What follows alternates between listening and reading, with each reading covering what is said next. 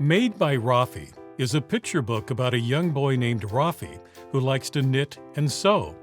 With the support of his parents, he defies gender stereotypes and stays true to himself. Welcome to the Kids Bookshelf. I'm Dan Skinner. Stay tuned as we explore the book and talk with the author about the inspiration behind it. I requested and was provided with a copy of the book, but this video is not sponsored. Craig Pomranz is an internationally known singer and actor in New York who has performed on stage, screen, and in the studio singing and voice acting. He joins us to talk about Made by Raffi. Craig, welcome to the program. Thank you very much. You're known for your work as a singer, actor, and dancer. What led you to add author to your resume? Well, it was actually, I've sort of written all my life in small doses, but never thought about actually as a writer. I respect writers so much. And I don't think I had that discipline, or didn't think I had that discipline. But there was an incident with my godson, and this book is based on that incident. And I actually told his mother, I said, this should be, she writes plays. I said, this should be a play. And she sort of looked at me funny. And then I just thought, I went home and I just put it down on paper. And literally 2 days later, I wrote this book. Because it just in so many ways meant so much to me about what people go through and what children go through, and especially someone you care about, to watch what they go through and how she handled it, because I was very impressed with how she handled it. So, Craig, for what age group would you recommend this book? I would say probably up to age 9. It's a funny thing you say that, because the audience has become either so sophisticated or less sophisticated where you go. And because I would normally say a 4-year-old might not get this, but I get a lot of notes from my publishers and from people that all these 4-year-olds just love the way it looks, and they love the book, and they send me, I got forwarded a drawing from a little girl in Korea saying that she thought that the character Raffi should make this particular item of clothing. And I just thought, yeah, like a 4-year-old, 5-year-old, they get the idea. And that's, I think, my message, and pardon me if I stray, you'll sort of rein me in. But the idea that even at that young age, they understand what this book is about is one of the things that I love about it. So. Well, let's talk about this story. What's the plot of Made by Raffi? The plot is about a little boy who feels like many children growing up. Your body's changing, your life is changing, and you feel at odds with the world and with the other people around you, especially your height and those people, and feeling very different and trying to fit in and not being able to fit in. And then realizing that if you have a hobby or something you love or a passion and you do it, that people will respect you for that, and they start to realize it's who you are as an individual. And so what happens in this book is that he discovers how to knit and sew, and people start teasing him because they always think, well, that's like a girly thing to do, whatever that means, girly. And but once he actually makes something, they all start to think, oh my God, maybe he'll be a famous designer. And everyone's changes their minds about what that means and what boys should do, what girls should do, and that kind of idea of what stereotyping means and how it affects all of us. As you describe the plot, it's something that a lot of kids need to hear. It's an important message. Why do you think this message is so important, especially today?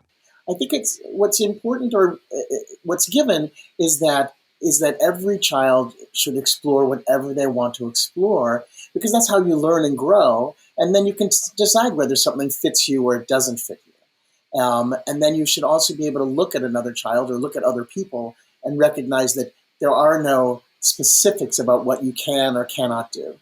And that the barriers of how everyone else stops you or limits you, that's really the issue, because you come across that person who says, well, wait, that's wrong, or no, and then if you keep going ahead, if you really love it, you'll find a way for it to make sense to you.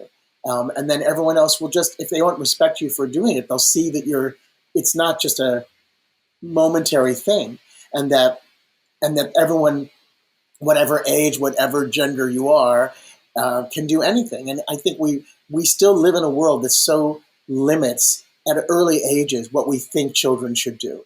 You shouldn't, a boy shouldn't sew, for instance, in this case, or a girl shouldn't do auto mechanics. Those are extreme versions of those ideas. And the weird thing about it is that, of course, the most famous designers in the world happen to be men, or the famous, or the famous chefs in the world happen to be men, which is not judgment or good or bad. It's just, why is that? And especially at a younger age, when we make it so difficult for people to find their way into those places. So I feel like I'm being very general about it because it's so much more important.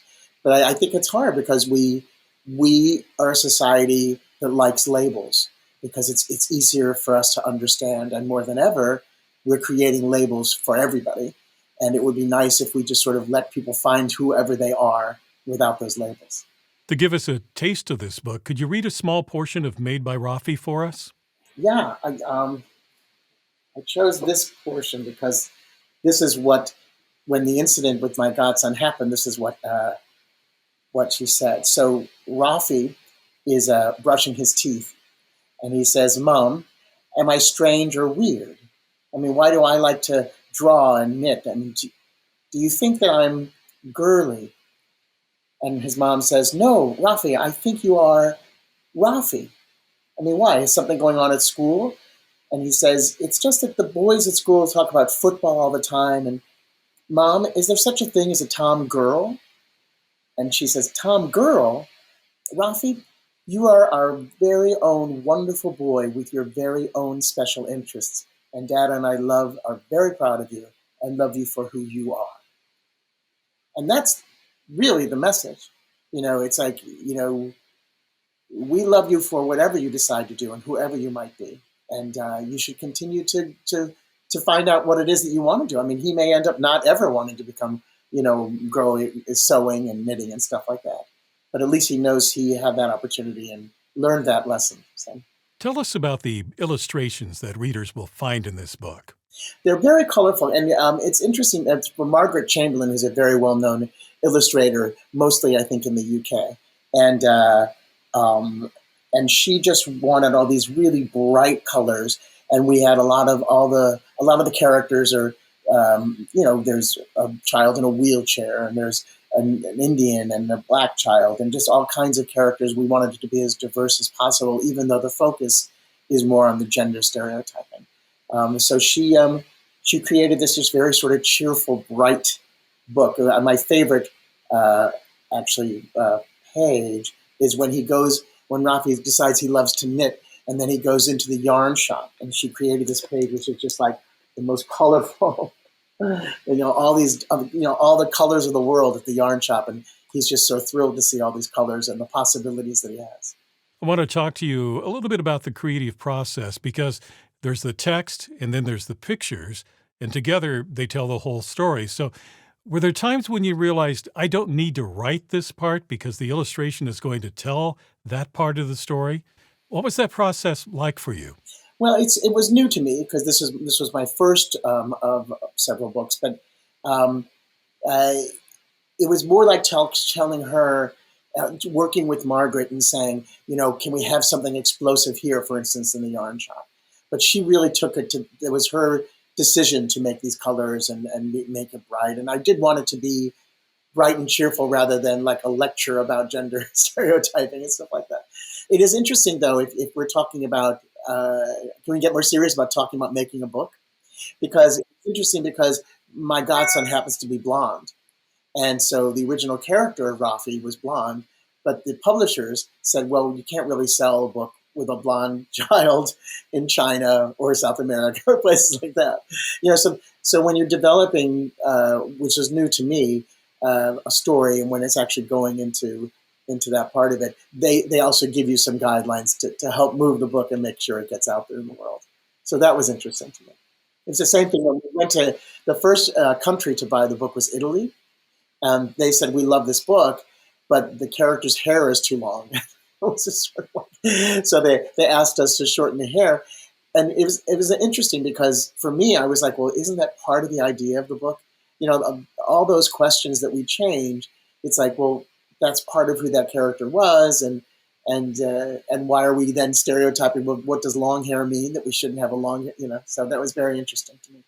Craig, did you find it interesting that Made by Raffi is translated so well into all those other countries?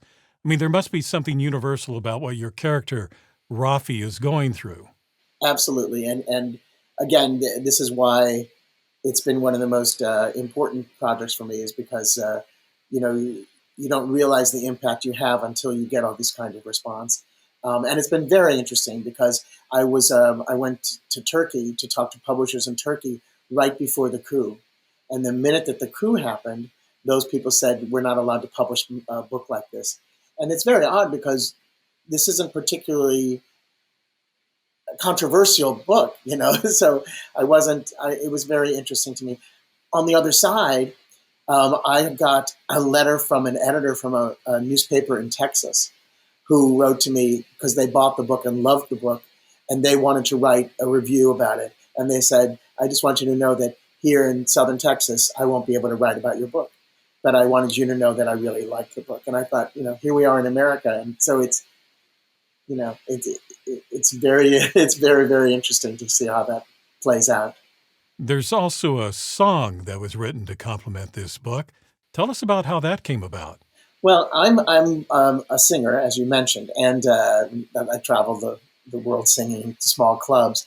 And I know Amanda McBroom and Michelle Browerman. And Amanda McBroom wrote Bette Midler's hit song "The Rose," and Michelle Browerman and she are collaborators on many songs. The whole Land Before Time series, animated series, and all of those early animated series were written by Michelle Browerman and Amanda McBroom. And they read the book. I don't know if they got it for a grandchild or niece or whomever. And they loved it so much. And Amanda just came up with this wonderful lyric and gave it to Michelle and said, let's write Craig for song to sing. So they wrote me the song, and I came into LA and recorded it. And it's just a real joy to see other interpretations of what this book means to people. So it was really exciting to me. The song is different. Let's hear a part of it now.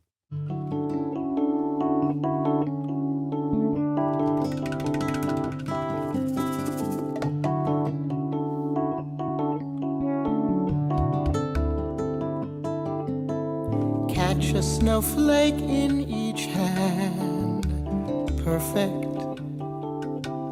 Find two shells upon the sand, perfect.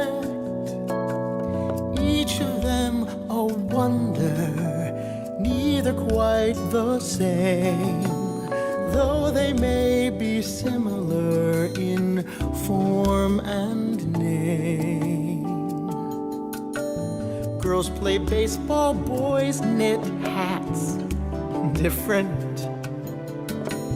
Some love dogs and some like cats, different.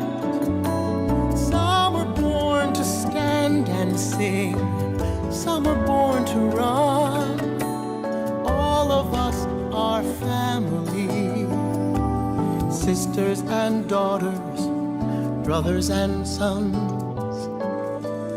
Now we share this time and place on a ball that spins through space underneath the same bright star.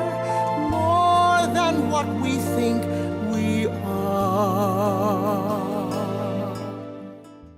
And that's just part of the song Different. If you'd like to hear the whole song, you'll find a link in the description below. Craig, I know we touched on this, but tell us more about what you hope readers will take from Made by Raffi. It's a question that constantly be talked about. So it's not like there's a pat answer, because it's what I've discovered. It's not about just one thing. And one of the interesting factors was I've gotten several letters from parents who say they recognize their child as the bully in the book. So that was really interesting to me. But I think that the message is that you should dream whatever you want to dream, and not worry about what other people It's not that what other people tell you, because we always listen to what other people tell us. But if you do something, that's a good question. I don't know how I'm going to explain it. You just keep forward, and if you're industrious enough to just keep at it and work on something, that people will understand you better. It's all about ignorance of who people are and what they do. It's like we have these labels and ideas about people, but if you just keep going and prove to people that you are your own person and can do what you want, and either it becomes successful or not successful, but you've gone through it and you've done it and you've learned from it, then that's a really, really good thing. And you become a more whole person. We should all try on different skins and not be afraid of that, whatever that might be. And you discover who you are, and you may like it, and then you may move on to something else.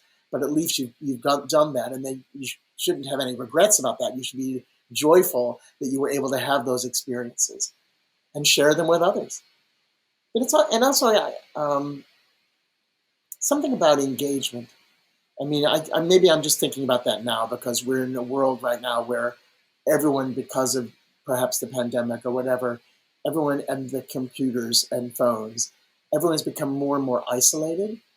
And so I love the idea that this is about a child who's engaging with other children. Now, in the beginning, the engagement isn't great because they tease him, but that doesn't stop him from engaging. And the more you engage, the more you learn about each other, and the more you're able to handle the situation as opposed to hiding or being isolated and running from the situation. And I hope that that's a really good message that children can learn from this, as well as adults. Beyond your specific inspiration for wanting to create this book, what was it about creating a children's book that appealed to you?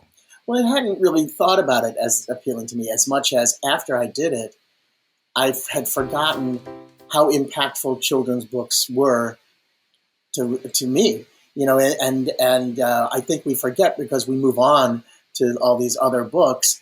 But in fact, it's those early children's books that mean so much and help shape the way I thought about or the things I read in the future. And so I love the idea that children's books are so impactful. And that's why when I hear from all over the world from people who have read the book, and also because the culture, human nature doesn't change, so it bypasses any specific culture. I mean, when people in Turkey write me or India, they all say the same thing. One of the first persons to buy the book was a guy from Turkey who said, more than ever here in Istanbul, my nephew needs to know this book because our world has changed so much, and I forgot, when I read The Little Prince and all those books, how much they meant to me and how they shaped my wanting to read more and dream more about what the world could be. So I love that. The book is Made by Raffi by Craig Pomranz. Craig, thank you very much for talking with me today. Thank you for having me on. If you'd like to get a copy of Made by Raffi, I've placed a link for you in the description below. Well, thank you for watching this edition of the Kids Bookshelf. And if you'd like to see more videos about children's books and their authors, be sure to like, subscribe, and click on the bell to be notified about future programs. I'm Dan Skinner. Until next time, keep sharing the gift of reading.